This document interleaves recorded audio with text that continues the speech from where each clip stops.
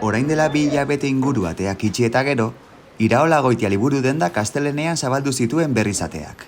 Sasiek bidea jamaino lehen, Victor Molinero hartu du denda zabaltzeko ardura. Usaina, ambiente... Dendariak esan digunez, hainbat ideia ditu dendarako. Irakurketa klubak martxan jartzea, komikiak saltzea, literatur lehiaketak egitea eta baita podcast bat ere. Lehen egun hauetan mugimendu polita egonda dendan. Molineroren ustez, jendeari liburu denden xarma gustatzen zaio. Gainera, asko izan dira bertara hurbildu direnak eskerrak eta animoak ematera. Nobedadeak, liburu klasikoak, liburu bitxiak, poesia... Eskaintza zabala dago Iraola Goitian.